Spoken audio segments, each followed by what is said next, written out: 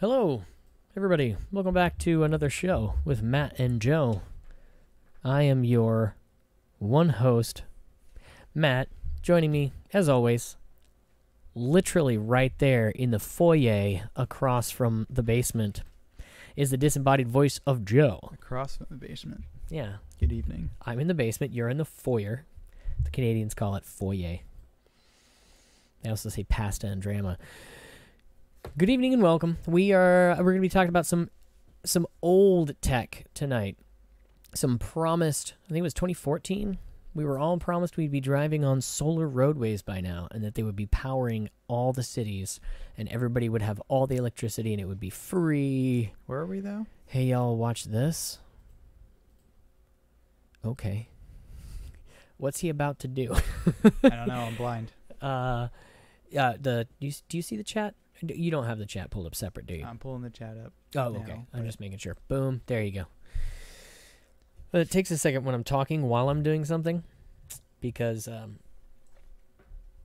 can only focus on one thing at a time, so I just go back and forth, little by little. It's like a rowboat, rowing left and rowing right. That's how you row in a rowboat, right? Not. It's not like this, right? It's like this.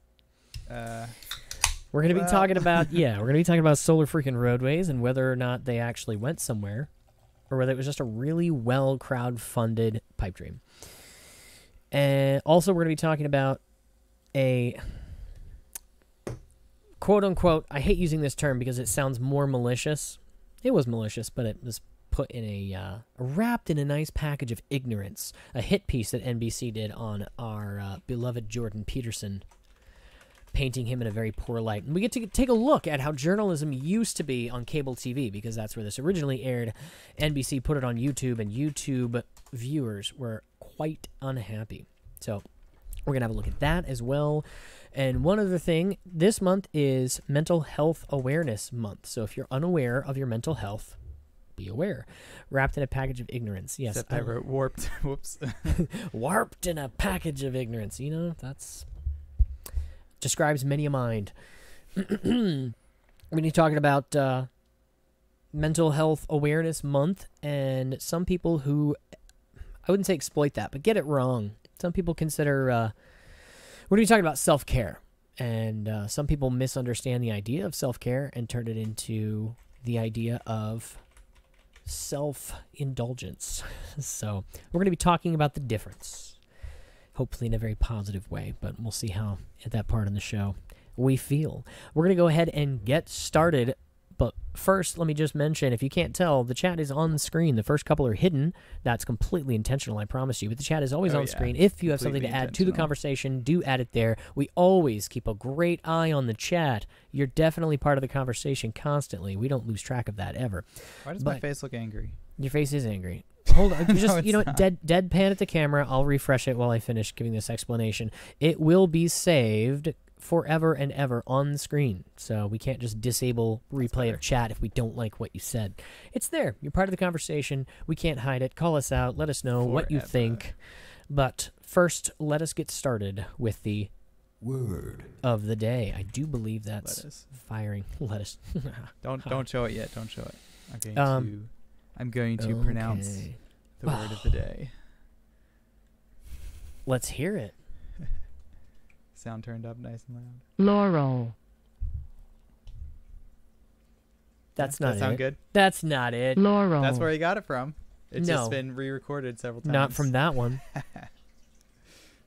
Well, no. Today's word of the day is what? Laurel. It was Yanni.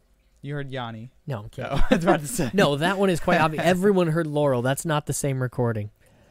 All right, let us know in the chat. Are you Team Laurel or Team Yanni? Yeah, let me. I will. If you want, I'll play the actual. Go for it. Give us the actual. The actual. Make sure their news thing is paused.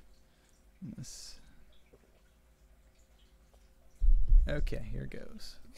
If you're unaware, people are hearing this one word. It's like the dress. Is it gold and white, or is it blue and black? Gold and green? I forget. Gold and white or black and blue. Yeah, what color's the dress? It's the same thing. People hear this clip and they think, why don't I hear it? Why do you hear this Yanni? Some people hear Yanni and say you're stupid if you hear Laurel. Some people hear Laurel and think you're stupid if you hear Yanni. Okay, well, I'm playing it, but I don't hear anything. Hold on. Well, Laurel. I heard it the first time. Did you fine. mute that site? My tab was muted. Laurel. Yeah, see, that's not the same recording. Laurel. Yeah, it is. Laurel. No, Laurel. play the other one. Laurel. You're right. That's a guy. That is nowhere well, I mean, that's near. a girl, and the other one's a guy. And it's digitally degraded so bad. Laurel. Yeah. Laurel. Laurel. Yeah. Okay, well, I hear Laurel Lettuce. both times. Really? That's just me. Or all 20 times that I played it. So anyway, Laurel. It's also called a bay. Sweet bay. Small European evergreen tree. The laurel family. It's also could be a tree or shrub as in mountain laurel. We're still on word of the day. If you didn't know, I played that again on purpose so that people remembered. Yeah, it's an extra long word of the day segment. Yeah, so laurels. Okay. Well, thanks I for. guess it's also something you can rest on, apparently. Yeah, rest on your laurels. It's like haunches. Never used in any other context. I always imagine flowers. Laurels? Yeah. Really? Is that like Rip Van Winkle rested on his laurels for way too long? Is that what that I always was? imagine flowers. Apparently, it's just foliage or foliage. Foliage. Yes, foliage. That's a cool mispronunciation of that word. Mm-hmm. Aluminium foliage. Foliage. Do you know why the British pronounce aluminium differently? That's because I have it. I'm trying to fix the. You mean why do they pronounce it correctly and we don't? It's spelled differently. So you're they saying add a vowel. We spelled it to match how we mispronounce it. I don't know who changed it first, but the reason is currently pronounced differently is because it is spelled Pretty differently. Sure we changed it. And whether we changed it or not, the reason we pronounce it differently is because we're both reading separate words. If we were reading the British word and then going aluminium or aluminum when it's spelled aluminium, then we would be being dolts. I feel like in science applications we spell it the correct way, aluminium. We what? Spell it the correct way. Who's we? These citizen scientists yes. you're always talking about? Yes, the citizen scientists. You fall into that category? Oh, right. For some reason. No, Ben hurt. Wait, Ben? The first two times? You mean when I played He played the word laurel, yeah. When I played the female-sounding laurel? Yeah, play it again. I just closed it. Why would you close it? Okay, never mind. Ben knows what he's talking about. RAM, because of RAM. Smart move. I can have it up in a second. Don't want to use up your RAM. I am currently trying to... Laurel. Whoa. There we go. That was the right one, right? That's the original. I guarantee it's not the same recording. And if it is, it's so messed up. It's just so messed up.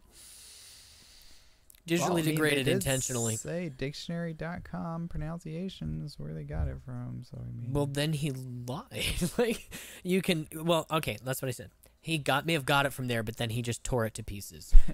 Frankenstein's monster used to be a bunch of other people. That's where he got the monster from. But by the time Frankenstein was done with it, it was no longer those other people. So I got a bunch of. Hold on, I'm still trying to get the screen share to work. I forgot to set up the screen share. Oh, okay. No, let's make it this one. What? Why? It's not letting me. Okay, hold on. Don't need that. So you got the. Whoa, nice. Sorry. You want to do the rapid fire news? I can rapid fire away while you're working that out. Yeah, nobody can see your screen. I don't know if you can tell. I'm just letting you know. No one can see your screen, so hold on. And so, big explosion. Hawaii's volcano erupted. Big time. 6-mile high plume of ash. I don't know if any of you seen that one picture of the golfers, like with the ash in the background. Yeah. That's pretty crazy. So it was a big explosion, or a tall explosion, but it was a small explosion. It's relatively contained. Maybe the first of a string of explosions. So, could lead to something bigger, or it could just be some much needed relief for our internal pressure underground.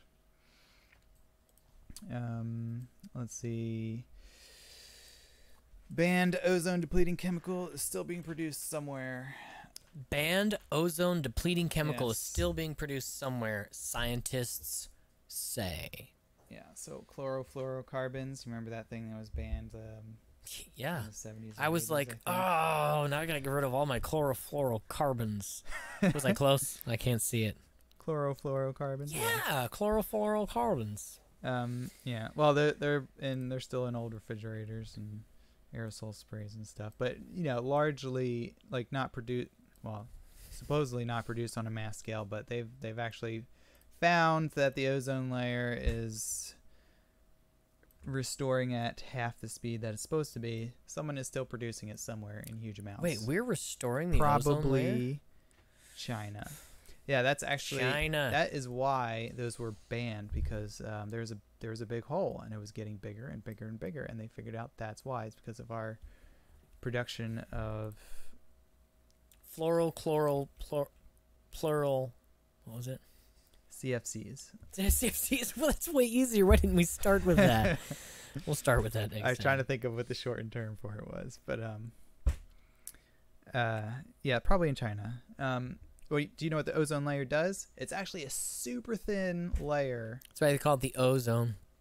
It's zone 0. It's really It's zone 0. It's like the very last one. It keeps out gamma rays, harmful gamma rays from the sun. They're not gamma rays, are they? close. I think it's ultraviolet rays. Yeah. Ultraviolet gamma rays. It reflects. It absorbs and reflects a lot of UV light. So without that, we'd all like just being outside would give us extreme sunburn in a very short amount of time. Those of us who don't already get extreme amounts of sunburn in a short of time. So anyway, yeah. Now it's just figuring out who is producing this. Apparently, it's So the world's going to come to an end, even though we I knew guess it was going to. Thought we were making progress. We're not really making as much progress as we thought. Yeah, this is technically trichlorofluoromethane, or CFC11, but yeah, basically they're probably producing it because it's cheaper to produce, the alternative for whatever they need it for. So lame. Yeah. Anyway, do you know? I think ozone is like 3 oxygen molecules instead of the oxygens normally we think of as 2 molecules. Yeah. I mean, two atoms in a molecule, like hanging around. Ozone is 3. So, not good to breathe in, but it's great for way up there in the atmosphere to deflect UV. Gotcha. So there's not a lot of it, right? So I don't need an O3 sensor? No, Not like an no. O2 sensor? I have an O2 sensor well, in my car. Actually, I don't need an O3 actually, sensor. sometimes you'll see like warnings, like hazardous warnings in your weather app. It'll say there's ozone close to the ground. It's actually not really that great to breathe in. Really? Yeah. So ground level ozone, not really good. That actually happens, I think, as a result of some type of pollution. I don't remember what kind, but If it's so thin, how does it wind up on the ground? I have no idea. I don't That's know odd. if it comes from that layer or if it's formed from something else. Okay. All right. I think it might be formed from something else. Like it is just 3 oxygen atoms together. So anyway, that's it for that. I found this big case of malpractice. I just saw that headline, and for those who don't know, chemo kills you. It kills the cancer, but it also kills you. That's the purpose of chemo. It's also really expensive. Yeah, but he's also poisoning people, and they're like, poison me almost to death, and then the cancer will die, and then hopefully I'll recover. This is one that's what example. chemo He does. did other things too that weren't helpful, and Right. made lots of money. Yeah. Fraud, money laundering. He bought stuff like in the U.S. and in Mexico, and is one of the things he's getting. Let's see, where is it? by allegedly investing the funds in real estate in another country to conceal the source of earnings. He's also allegedly engaged in international money laundering. He has all sorts. He has luxury cars, jets, designer clothes. His jet and car branded with his initials ZQ. Look at this guy's name. His name is Dr. Jorge Zamora Quezada. That just sounds like a fake name, but I mean, I'm not saying it's fake, but it's just, I thought that was funny. He's hyphenated. Do you think he took his wife's name? Took it, but then kept his own? Is that what you're saying? Yeah, that's what I mean. Oh. Like, it's hyphenated. I don't know. That's what I first thought. It does. Yeah. He sounds almost like anyway, we like caught an him. evil Someone villain caught him. or an evil villain's company. Sounds Yeah. like, Yeah, there's one he injected injected something into someone's knee, and it did not help at all. Thankfully these people went to other doctors, so they realized, oh yeah, that's what it was, for arthritis. Did not help, discolored her leg. oof. Yeah, the other guy with diagnosed a guy with rheumatoid arthritis and administered heavy chemo level drugs. Gained more than 100 pounds, visited another doctor. Yeah. So, this quote is like, he said, instead of helping me up as a doctor, he essentially spit on me while I was down. Like at the lowest level, this dude spit on me and kicked me while I was down. Yeah. Gosh dang it. How much was the suit again? Let's see. He's been charged in $240 million healthcare fraud and money laundering. Charged in a $240 million. Sheesh. Yeah, I think he earned maybe $50 million from that. Yeah. So. Man. Bad guy. Terrible people. Always trust your doctor, though. Doctors always have your best get interest. A second opinion. Always have your best interest at heart. Yeah. Well, the person with the knee actually went to their family with the injection into their knee. Actually went to their for whatever the false diagnosis was. The doctor said, "You don't have that." Their family doctor. So I mean, that's how they, realized. Yeah, her family doctor told her she didn't have arthritis, and other doctors expressed concern. That's what it says. So, yeah. And I have there it is. I like this title. For those of you who may not be Lord of the Rings fans or have not read the books, Palantir. It's like it's a seeing stone. It's a seeing stone. It's like a magical bowling ball. Well, maybe. Looks like a bowling ball, but it's like video chat. Yeah, it's like the original Skype. Telepathic video chat. And apparently there's a company called Palantir. Creepy. Yeah, it's like everything. A high level. Facebook's like, no. Palantir is a highly secretive surveillance and data analytics company that has worked with the CIA, NSA, and FBI. You know, sounds the like people something who from run a Jason Bourne movie. You know, the people who run that company are total nerds, and they're like, well, "We've got the surveillance company. What is it named?" Palantir. Yeah. So the title is Facebook looking into Palantir's access to user data harvested by Cambridge Analytica. I thought that was a funny pun. Yes. These pictures of Mark Zuckerberg, they just make him look so super stressed out and like evil, skeletal. I always wonder, like what would pictures of me like that? If somebody was like trying to make me look evil, they always get like down on the ground really low and they're taking pictures from like below the desk. You know, they're not trying to make this person look good. Never do like campaigns for the politician. Use the upshot from like where the photographer's in front of the desk and taking the picture. Obviously, those are like hit. So if you see cameras on people's feet, watch out. Yeah, exactly. Yeah, if the camera's below you, look down and smile. Gives his whole address looking down, and they're like, "We don't have anything to use in our negative campaign ad. Dang it!" He just looks really tall and jolly. All right. Here's a couple things real quick that I enjoyed from this week, and guess what? Guess what topic these are under? No, dang it. Word. No, that's not it They're either. under word. Techie news. Yes. All right. So, for those of you who don't know, I am extremely into VR. If you hadn't heard, so there's some interesting stuff about this game that came out. It's called Beat Saber.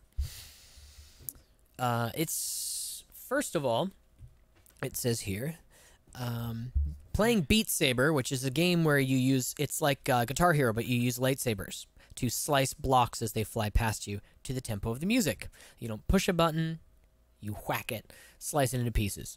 So, yeah, apparently it will burn as the same number of calories as playing tennis. Is that counting the energy output of the lightsaber? No. Okay. It's not talking about like kilocalories and joules and things like that. No. Your calories. That's what it's talking about. Let me just straighten this darn thing. I thought I could chop the top off. I can't. So, I've been saying this for a while. VR is a very good exercise if you do it right. Let's see. Yeah, so calories per minute. Elliptical is 4 to 6. Tennis is 6 to 8. Rowing is 8 to 10. Biking is 10 to 13. Let's see. Beat Saber player can burn on average 8.57 kilocalories to 9.86 kilocalories per minute during their final test, giving Beat Saber an average MET of 6.24, or the equivalent of the energy expenditure of playing tennis, which is rated between 6 to 8, as we can see here. So there's one win for VR over Wii Fit. Remember Wii Fit? Remember all those success stories of people who got... I don't remember any success stories. That's what I mean. No. Me neither. It came with a big old board, and it's like, you'll get fit in your living room playing video games. No. But VR will, and boy, it's a lot more fun. I just noticed your shirt. Yeah. If people can't tell, this is the Purple Avenger. The Gold Avenger. Purple Avenger? Who The will Gold and return? Blue Avenger. Yeah. Who shall not return. I'm going to talk about him later. I got some How later? like Tonight later? Yeah, later tonight. Oh. I'm gonna drop some bots. Spoiler alert! I know how the next movie begins and ends. Maybe, I don't know. I have some theories. I'll share those later. All right, so yeah, okay. Let's see. Nope. This one. Here we go. Beat Saber sells 50,000 units in first week for $1 million in revenue. First week. Virtual reality game sells 50,000 units, about $20 a pop, so $1 million in revenue. First week of early access. If you don't know, early access is beta testing. It's like pay beta testing. So it's not even officially out of beta yet, and they've already sold $1 million worth of copies. The team that developed it, 3 people. So 3 people made this game, somewhat simple game. This one doesn't have. That's why I had the other one up. How much did they have to pay for licensing fees and such? They're all original songs. What about using a lightsaber? It's not a lightsaber. It is a saber of laser. Laser Technically, sword? yeah, it's a laser sword. Technically, the idea of holding a slim handle with the light coming out of it isn't really... Man, look at that. All right, let's put some sound on. So what you're saying is they're basically they made off big time. How much? You said 1 million? So Yeah, the 3 of them $1 get million. to split $1 million? Well, no, that's not necessarily how companies work. That was in the first week. Most people, I am gonna get this game eventually. Haven't bought it yet. Just seeing that just now, I'm like, maybe I should go buy that after this. Burn some calories. But most people who are gonna buy it haven't bought it yet. For an indie game, it broke all kinds of records. Let's see. I think it says it. No, it said it here. The closest thing, let's see. Fez in 2012, one of the best received indie games of the last decade, which took a little more than a month and a half to hit 100,000 unit sales. Yes, it was exclusive to Xbox at launch, but this is exclusive to VR headsets. I guarantee in 2012 more people had Xboxes than have headsets today. So it quite successful. It's nice to see some things in VR going well. So unless you have anything else, I'm going to pull this thing up. And I'm not going to tell you what thing it is until I've pulled it up. Well, I pulled up the thing too. So. So there. All right. Well, you probably have a better thing. No, not necessarily.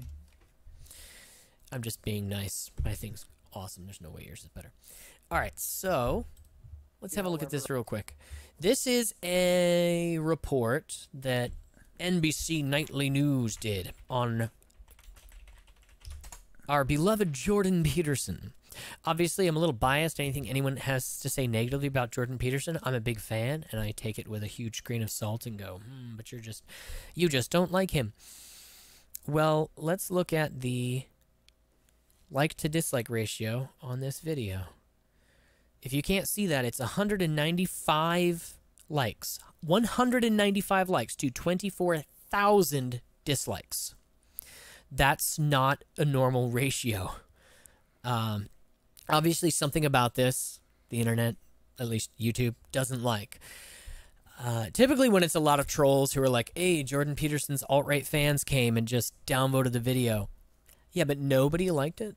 Like, really? Out of 75,000 views, only 200 people liked it. And we're about to see why. This is old-style nightly news journalism. Jordan Peterson. It says, who is Jordan Peterson? Favorite figure of the alt-right. That, in and of itself, is a lie. The alt-right does not like Jordan Peterson. He opposes what they stand for, which is identity politics. The alt-right is all about identity and fighting the identity politics of the radical left with their own identity politics. If they get to play that game, we get to play that game. Jordan Peterson is 100% against both. However, you can just put that in the title, favorite figure of the alt-right, even though there's no evidence to it. Now, let's see how in-depth they go into explaining who Jordan Peterson really is. I received that information in a time of polarizing politics, Dr. Jordan Peterson refuses to be pigeonholed. You're not going to decide what words I'm going to use. In the past 2 years... I love that, considering all the context they gave it.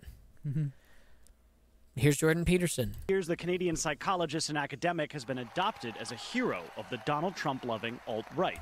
Absolutely factually false. Diversity, inclusivity, equity, all of those things together in particular make up a very toxic brew. He takes direct aim at the far left and its effects on young men, whom he says have been hurt by a society that overvalues political correctness and pushes them away from traditional male roles. His new self-help book, 12 Rules for Life, is already a bestseller.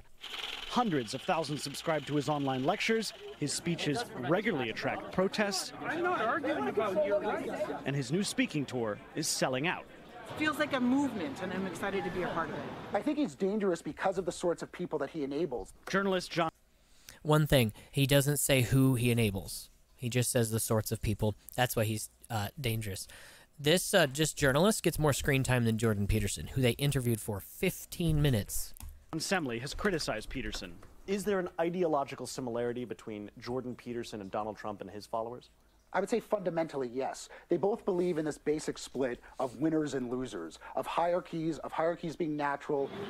Peterson doesn't apologize for his mostly male audience and tells them not to apologize for their privilege, describing himself as a kind of father figure. Get your bloody act together, but I'm on your side. Using... If you're used to watching things on YouTube, it is extremely frustrating to see such a short form, out of context quotations, right? What was he talking about? What? No context whatsoever. These are extremely shortened excerpts. Yes, they fill. What's funny is I've seen all these clips with the context. I'm like, I haven't. That doesn't make any sense. But they fill in the space. Let us tell you who Jordan Peterson is. Let's not let Jordan Peterson tell you who he is. They could have clipped 2 minutes out of their 15-minute interview, which they ended up posting later, probably because everybody's like, context, please. But no, instead, the person who's doing the article and some random blogger for the Globe gets to tell you who Jordan Peterson psychology, is. religion, and biology to justify the same inequality the left opposes. What you're saying, it just sounds a bit grim, doesn't it? No. No? No, it sounds a lot grim. Sorry, I don't know why, but this face right here. It's let's watch that instant replay. Grim, doesn't it? No. No? No, it sounds a lot grim. No, It's not a bit grim. It's not a bit It's grim. as grim as it gets. And it's that grim. What's grim? I think it's funnier to me because What is grim? The guy looks like a combination of two people I know. Oh, but do you know what they're talking about there? No. Me neither. No one knows. It all sounds a bit grim, doesn't it? Yes, it's very grim. What is? View that's This is awful journalism, and this is how the news has always been on cable news forever. Peterson a target for his critics. Does any of it frighten or upset you? Yeah, all the time. Constantly. And an object. Does any of what frighten you? The future, your protesters, comments online, the radical left being in charge, the alt-right. Like what? Of adoration to his ever-growing legion of fans. Matt Bradley, NBC News, Toronto. Hey, NBC News fans, thanks for... Wow. That was funny. So what did you get from that? Jordan Peterson's like opinions? An emotionally charged, superficial outside and nothing on the inside. Well, yeah, cable news. I don't know what I got. It just sounded like a bunch of words. Well, who is Jordan Peterson? They had a line on the bottom of the screen the entire time. It said Canadian author finds fame as like darling of the alt-right, favorite of the alt-right something. I forget. However, I received this information with... Yeah, Canadian author finds fame as alt-right intellectual. False. Nothing he talks about intellectually has anything to do with the alt-right, except when he's bashing the alt-right and telling them that they need to grow up and stop trying to fight identity politics with identity politics. So this is an outright lie. They completely just take him out of context. And it's not like they give other context. They give no context. Does it frighten you? Yeah. Does it sound grim? It sounds very grim. What does? So they posted the actual interview after the fact. And in this interview, Your background. Like me to the right. They take the next step and they say, well, it's a unique side effect of Western civilization and capitalism. It's like, no, it's not. Sorry, one sec. Law 50 million years ago. Emotional responses. That's a third of a billion years old. You don't blame. I thought that's where the clip was where he refutes the alt-right claim. A third of a billion years old on capitalism. See Ben's comment. It's foolish. No. We're way Said past someone should that. take that And so same if clip the and left put is Joe serious Biden about in it. inequality, they have to rethink their.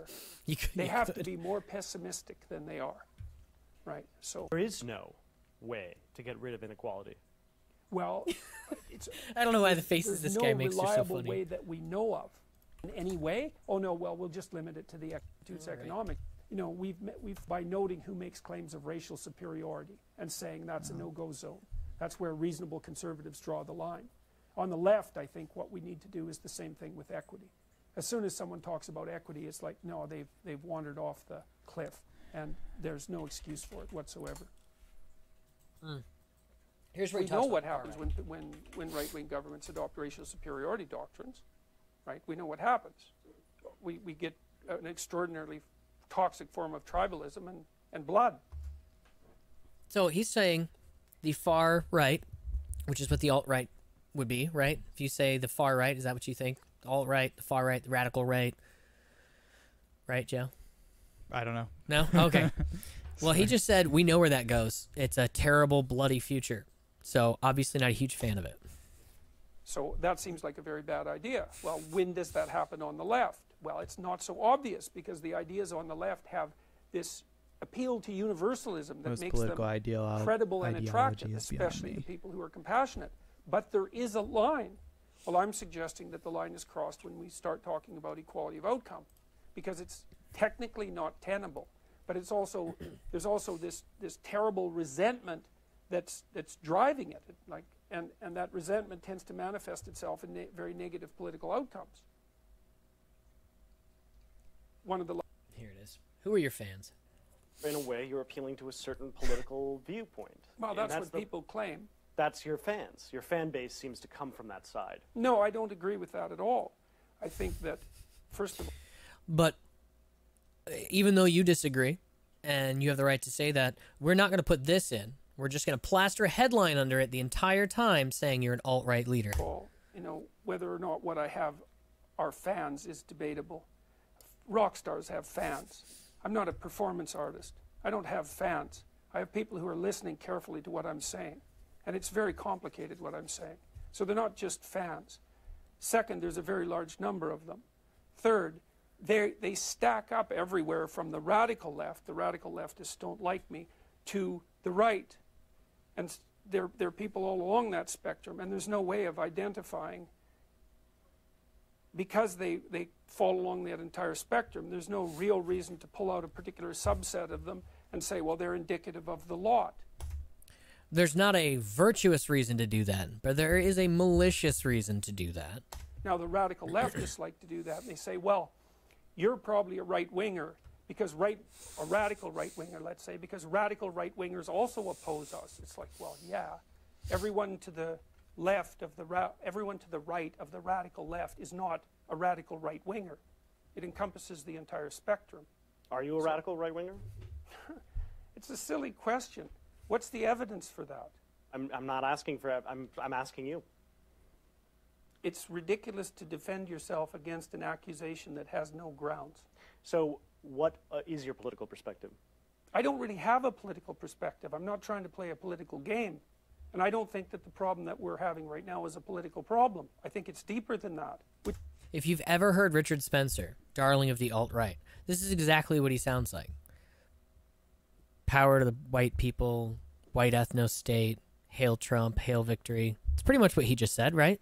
They're both they're both equivalent in their... It does not sound... Well, Jordan Peterson says, I don't have an ideology, and he says, well, you're radical right, correct? And he does the same thing that he does when someone says, well, you're racist and you're transphobic or whatever, and rather than get stuck into the game of now I have to defend myself and put forth evidence to say I'm not a terrible person, he just, well, that's a stupid, baseless claim, and I'm not even going to respond to it.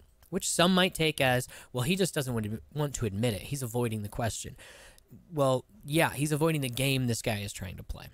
Which is what I said right from the beginning, which is why I think that what I'm doing is resonating. So let's consider me a psychological diagnostician. So to the extent that your fan base does come from what we would call the alt-right, what do you think of them? What do you think of them as... obviously, their ideology is very amorphous. Well, I think that anybody who plays identity politics is playing a bad game. I don't care whether they're playing it on the left or the right, and I've made that perfectly clear, although perhaps I haven't concentrated on it as much as I might. But like I said, I don't see the right as a threat in the university campuses, for example, and that's a large part of the place that I've been fighting this battle. Mm-hmm. So, but I don't like identity politics. I don't care who's playing it.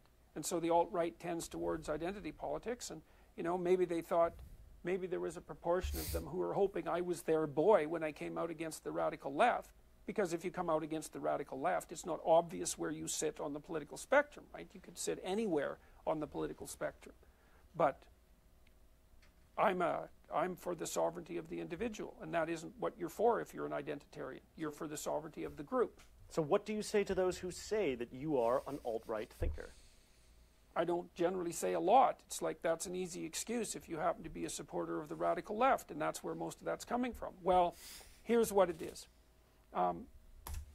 So he says to this guy's face in the same interview, this is where those clips from the original piece were taken, from this interview. He says, what do you say to people who would like put a banner under your face and say, alt-right person? And he said, well, I don't say I don't say much to those people because it's just an excuse because you hold a leftist ideology and I fight against that. Therefore, you have an excuse. He said, it's just an excuse. And then this reporter goes and puts it directly under him after hearing it from his mouth. The radical left thinks their policies are reasonable. Stupid thing to do. Someone like me comes up and says, hey, you're not reasonable at all. Well, then they have two choices. either I'm reasonable and there's something wrong with their policies, or I must be part of the reprehensible radical right. It's like, well, that's an easy choice. It's like, well, you're a fascist, or you're a Nazi, or you're a transphobe, or you're a bigot, or you're anti-Semitic, or you're an Islamophobe, or, you know, there's a whole panoply of terms that can be used to deny the validity of your opponent's viewpoint. Well, I'm no fan of the radical left, but that doesn't make me a member of the radical right. It's a wishful thinking on the part of the radical left. There's no evidence for it whatsoever. We're going to stop there because that's where he addressed all of everything that they said in that other video. And it's not just lazy journalism where they go, oh, we don't know who this guy is. We've heard he's alt-right. And then we asked some random blogger guy for the Globe, and he says, well, he's dangerous because he enables dangerous people. And we go, all right, we'll trust it. He sat down and said, what would you say if someone called you alt-right? And he said, I don't like their ideology. Anybody who plays identity politics or group politics is bad. It's a bad game. It leads to bad things. I'm for the sovereignty of the individual. That's not what the alt-right stands for. If you try to tell me that I'm alt-right, it's an excuse to demonize me so you don't actually have to take me seriously, or you can keep others from taking me seriously. If you label me as a fanatic, everything I say is automatically disregarded by any sane person. Really, Jordan Peterson, isn't he that alt-right wacko guy who runs around telling everybody that the radical left is coming? Therefore, I don't know, fill in your imagination with whatever you think an alt-right leader would say. He said to this guy's face, it's a crappy excuse and it's lazy. And then that guy went to the editing booth, took 3 5-second clips, and then posts the word alt-right under him and in the title. That's not lazy. That's malicious. It's dishonest. And that is why the dislike ratio. I haven't even checked on. Ooh, hey there. I haven't even checked on this video. Lobsters? What's the dislike? Yeah, it's from his book. The like-dislike ratio on this one's a little bit better. Has a lot more views. And you know why the like-dislike ratio is better on this one? Because it's not that crappy cable news 30-second clip will tell you what you should think about this guy. We won't let him actually speak. This is what people on the internet look for. Here are some actual segments. They are clipped. I'm sure they're edited a little bit, but they actually left in the part where he said, hey, NBC News, anybody who wants to paint me as alt-right is playing an evil, malicious game, and so beware those people. But my big takeaway from this has happened to Jordan Peterson a lot. My big takeaway from this was that the disconnect from... Why is this not minimizing? The disconnect from the cable news companies like NBC who think they can get away with this, and they just put that on YouTube to try and get clicks or exposure or something, which is silly for NBC News. Like, why when you're a multi-million-dollar cable, what would you even call them? Company, network? Would you try and put a video on YouTube and then it gets so hammered and beat down? They have less than 1 million subs, and Jordan Peterson has 1.2 million subs. So they're like, let's just tell the internet who this guy is, and they're all, we know who he is, and you're lying. Downvotes. So that was my nice little takeaway from that. That they come into Jordan Peterson's territory and try to tell everybody he's a bad person, and they get smacked down for it. So, that's all I have to say about that. The chat. I've been ignoring the chat. It was so empty for a minute there, so I lost track of it. Let's see. Yanni, Laurel, it was bad, so bad, yes. Go for it. Put Joe Biden in that clip. JP uses a lot of hyperbole. The most hyperbole of anyone I've ever seen. It's a Brian Regan reference. If you don't know, I do know how to pronounce that word properly. Epitome. The epitome of hyperbole. He wants us to be like lobsters, I heard. Yes, so you're saying we should design our societies along the lines of the lobsters, said Kathy Newman. No. His bit about lobsters is interesting. Look it up. This should be criminally prosecutable. It probably is. I mean, possibly because the term alt-right is like negative, but there are people who openly identify as alt-right. So I don't know. It's not like saying he's racist, but it kind of is. I don't know. Might be. Yeah, my friend said the person he heard it from was totally reliable. Yo, bro, what's up?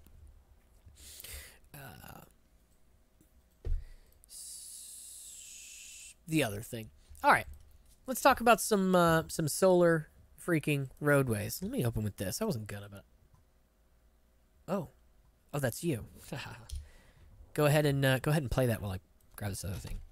I don't know if there's sound, so I'm just gonna leave it off. What? The world's first solar freeway is here. Yay! This is in China. 2-kilometer stretch of road is located in China. I thought it said Japan. It disappeared before I got it. Open to traffic December 28th. This is last year. Yep. Transparent concrete. You know what that makes me think of? Star Trek 4, the movies, where they're trying to figure out how to transport whales on their ship. And so the people from the future, I do not remember this. They go to the people from the past because they're trying to steal whales. It's a convoluted save the whales free willy type of thing. But he like types in this thing at this manufacturing company and like files on their computer and clicks it, and he's like, transparent aluminum? And he's like, yeah, that's the ticket. Teaching you, I'm inventing before it's supposed to be invented, transparent aluminum. So they're like, hey, let's build solar roadways. You can't do that because you'd have to drive on glass or transparent concrete. Yeah. Yeah, so I looked up transparent concrete. It's like a form of glass. They mix it. Well, they mix in some resin, like clear resin. It's like 10% or less than 10% threads and resin. So yeah, so I heard they had trouble at first, like people were stealing the panels and stuff like that. Yeah, man. I mean, it's expensive. And leave it on the ground. People are gonna try and figure out how to. Okay. Yeah. So apparently it's in place. The next goal is to make wireless charging for cars. You know, kind of like you ever play what's F-Zero X? You know that the speed racing. Nope. Super fast. Haven't we played it a long time ago. It was a really long time ago. But yeah. Was it an online game? It's like a racing Flash game. I think it was like GameCube. Oh, then maybe I have. Yeah. Anyway, you just race in a super fast cars, and you just like there's some parts over the road where you can recharge your energy. Yeah. So.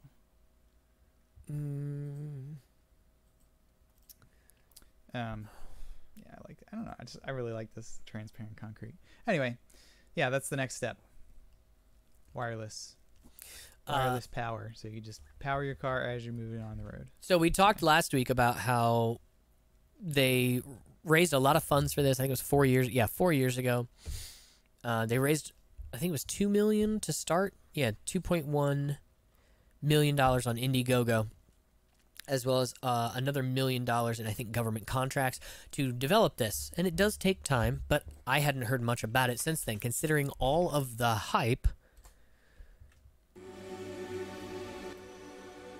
that there was over it way back when.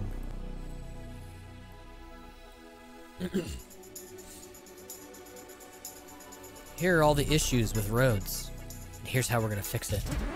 But what if there was an invention, just one, that could solve every single one of these problems? Hi, we're Scott and Julie Broussard, inventors of solar roadways. We met in the 1960s. This is their Indiegogo commercial. Many things have changed since then. What hasn't changed? Our roads.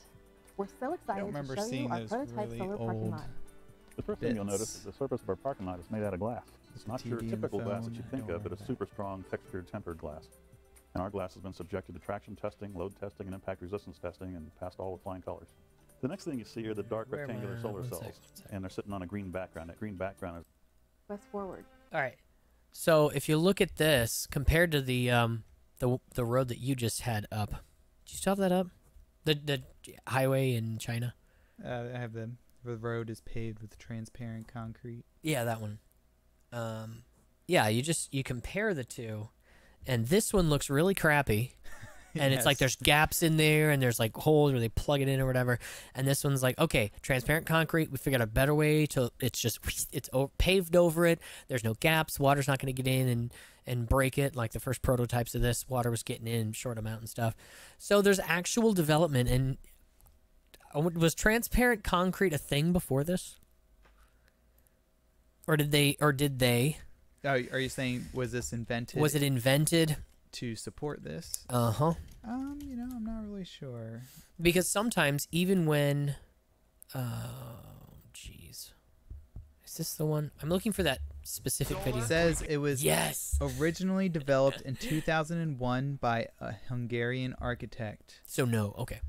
Used by using glass fibers. Yeah. This was the video that was going around viral. It says 22 million hits right now. This is how they were getting. That's where the thumbnail comes from. It's in this video. This is how they're getting everyone on board to the point where like celebrities were talking about it. And they're like, "Have you heard of these solar freaking roadways, man? I have seen the future." And it's solar freaking roadways. What are they? They're solar freaking roadways. What do they want from me? Well, they're solar freaking roadways. Okay.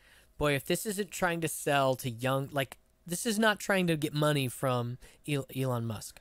This is trying to get money from a bunch of young millennials who are like, I'll give it $10, $20. Parking lots, sidewalks, driveways, tarmacs, bike paths, and outdoor recreation services with solar panels. And not just lifeless, boring solar panels. Smart microprocessing, interlocking. Great. Not just lifeless, boring. Ad. Oh, man.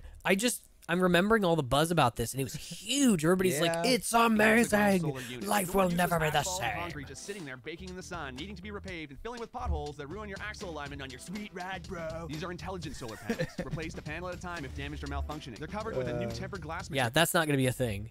There's the replace a panel at a time.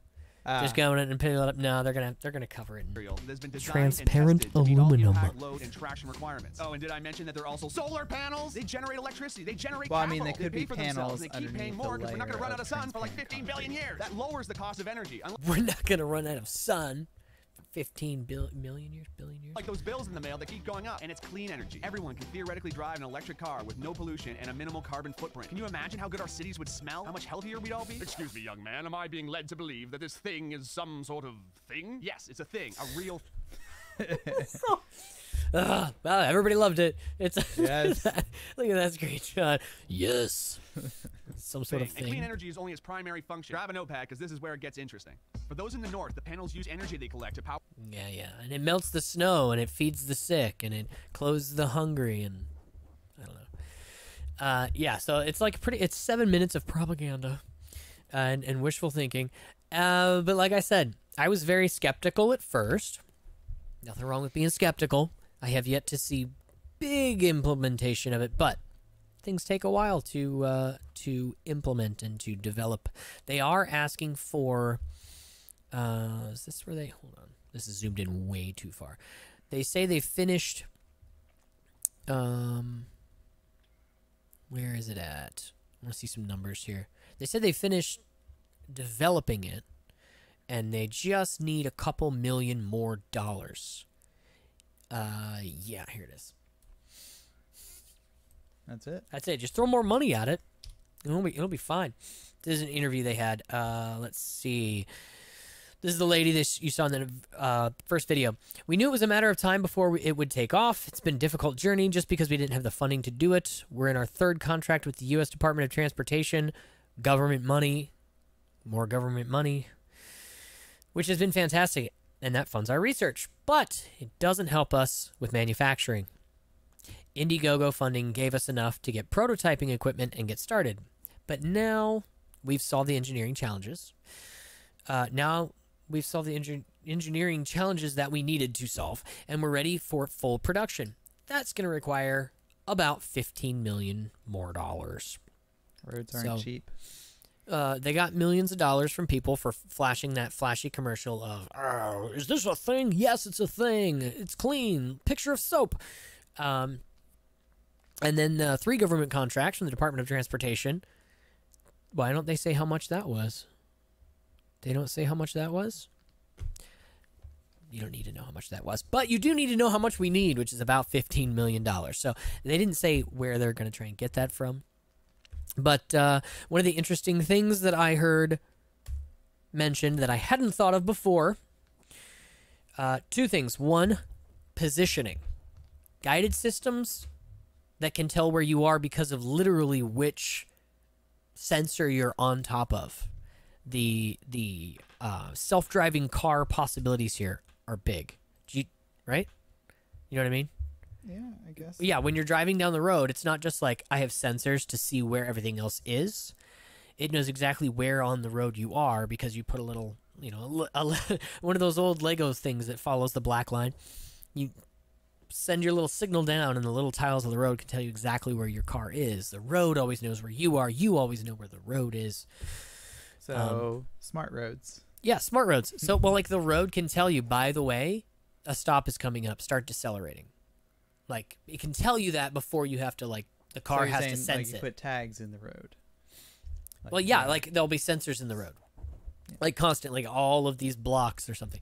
It's one of those other ideas that probably won't come to pass, but it's a cool idea. And I realized that way back when this first came out, I was super skeptical. I thought, this is never going to take off. This is way, way too... Look at all these problems. They're never going to work out these problems with, like, research and development. They're just going to stay problems forever. And then I realized there's a bit of hypocrisy there. So I am going to call myself out on that.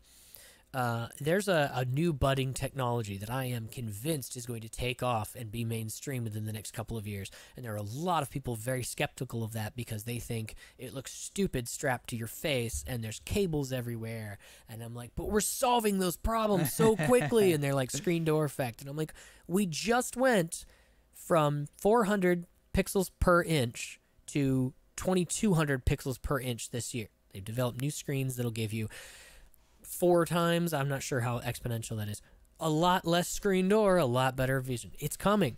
And so that's my opinion on virtual reality. I should probably keep a similar standard to this technology. Yes, it's kind of out there, but if you've got the vision, which apparently I didn't have, still don't, but if you have the vision, you can see where this might lead. Throw government money at it until it looks good. All right. Right, Joe? What are your thoughts? You hopeful for this? Oh, yeah. Do you think it's going to be any?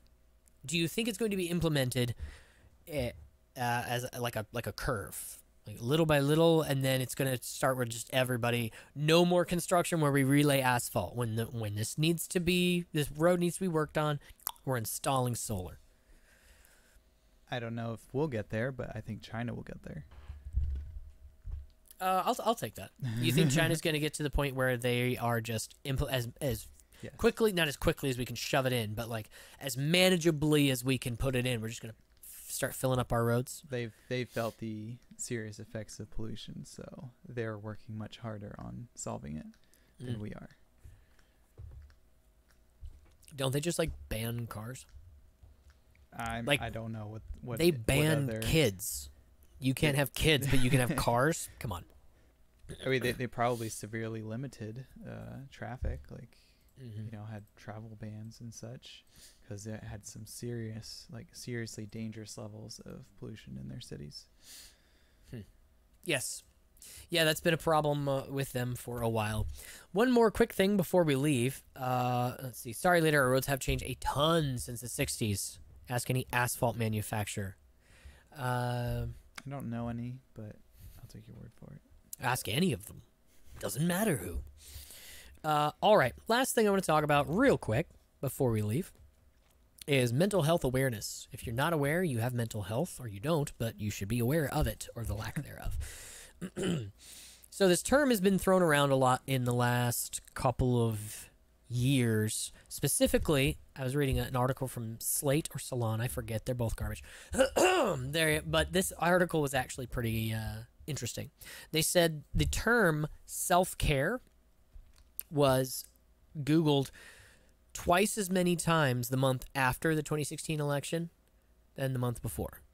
So it didn't like spike, it like doubled. People were looking up self-care. And if you don't know what self-care is, here is one idea of what it is, which is what I think all those Google searches were looking for.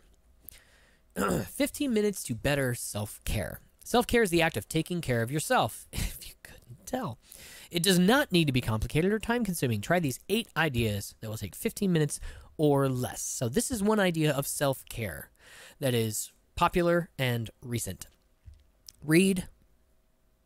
Just about any type of reading will fit the bill. Books, magazines, blogs, whatever. As long as it's not reading that causes you stress. It counts as self-care. So stress relief. Go outside. If you're able to walk, that's a good caveat, a short stroll can clear your head, allow you to enjoy nature, get out in a fresh place. If you can't walk, sitting outside and enjoying a day is a great choice. Call a friend, texting, email, and instant message have become all too common. Take time to call someone. Brighten your day. Color. There's a fantastic new trend of adult coloring books. We're just going to keep scrolling. Listen to music. Choose music that you enjoy. Don't listen to music you don't enjoy. That's not good self-care. It can be music that energizes you, relaxes you, inspires you. Doesn't matter. As long as it's not music that stresses you out. Practice mindfulness. My opinion of this list went down and down as I went down these. Practice mindfulness. Sit in a comfortable position and focus on your breathing. When thoughts enter your mind, let them pass through without judgment. Refocus on your breathing. When you practice mindfulness on a regular basis, you will likely notice feeling more calm in your daily life. So, self-care seems to be focusing on stress relief. Calm down. Take a moment to yourself. Take a nap. When you're not getting enough sleep, it's almost impossible to be at your best. Many moms know that getting a good night's sleep is a challenge. Take the time to add to your sleep bank and think positively. Good self-care is thinking positively. With everything you have going on,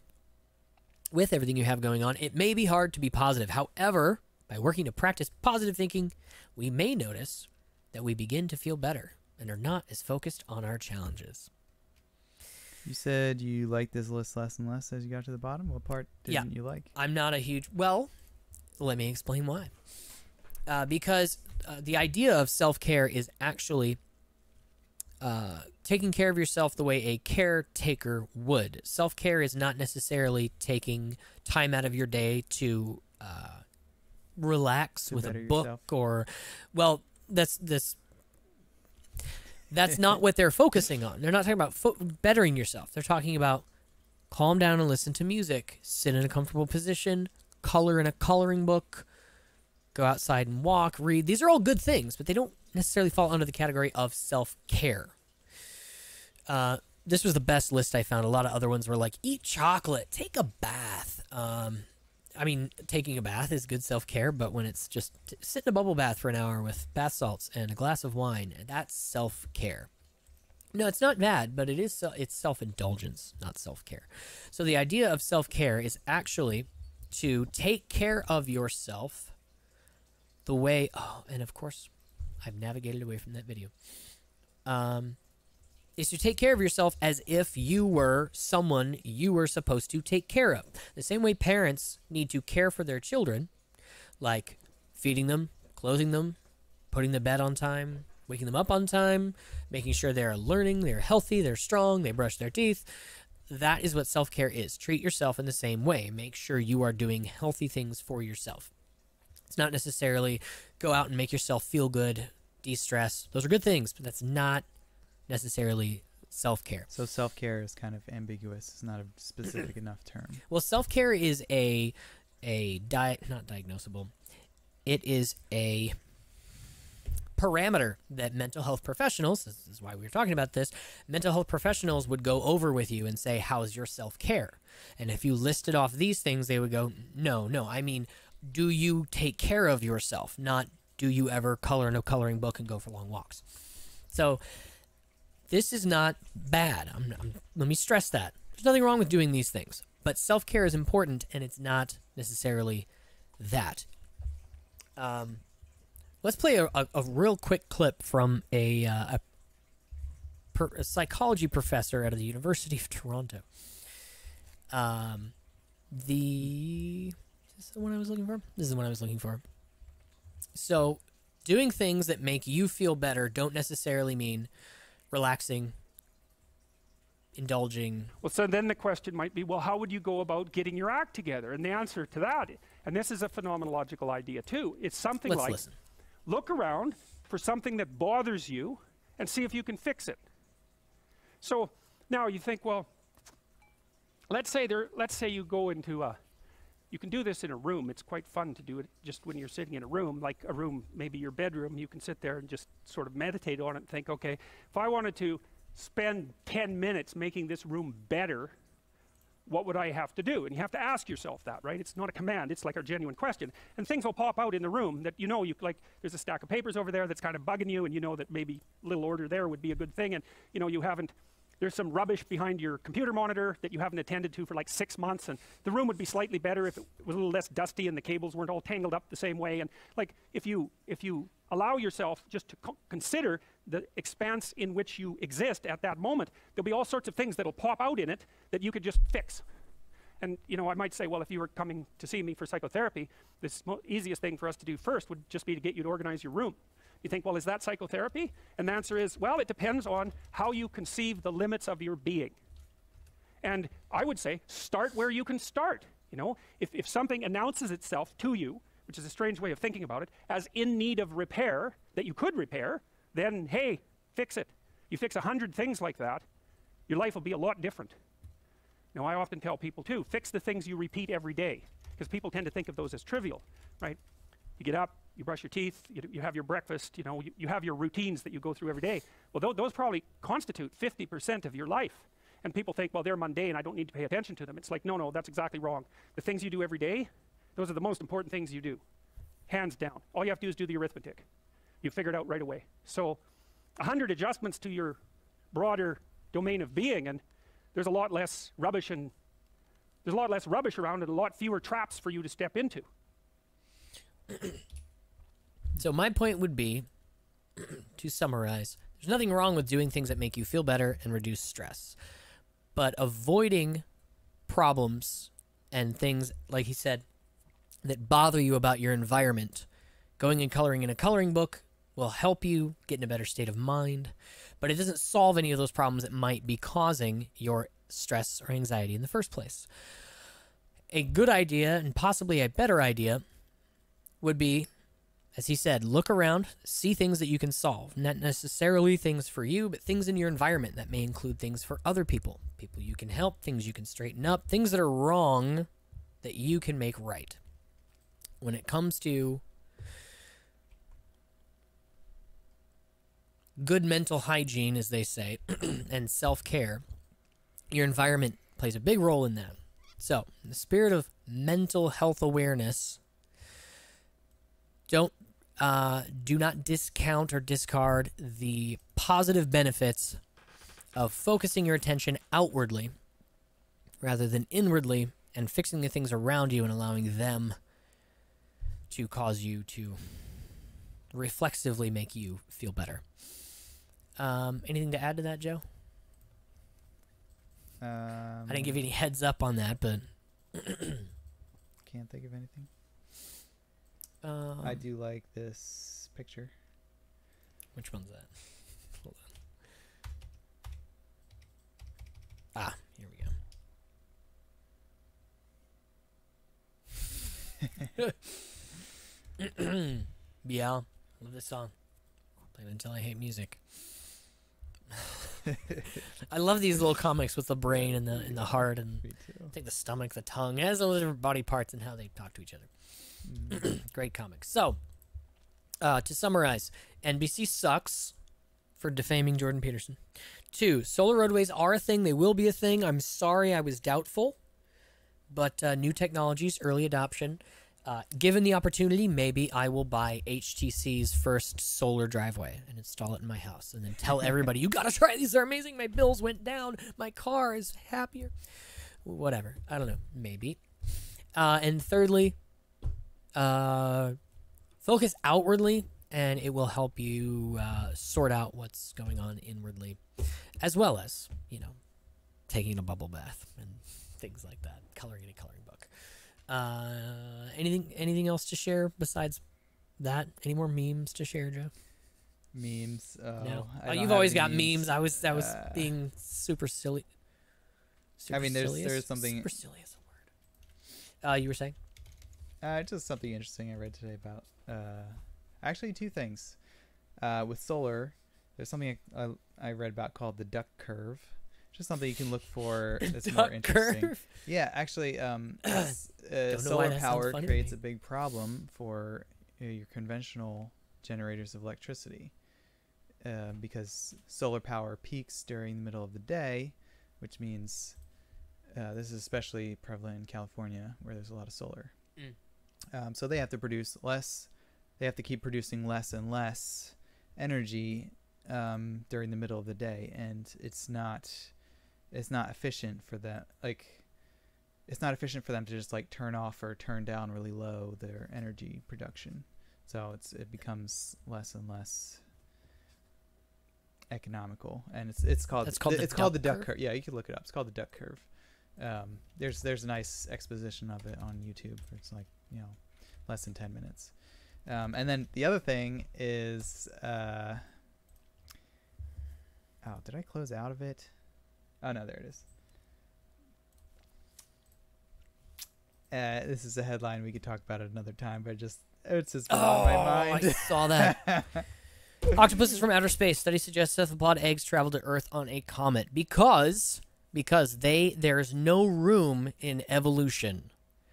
Let me make this point very clear. They're saying, and correct me if I'm wrong, they're saying evolution does not account for octopuses. Therefore, aliens.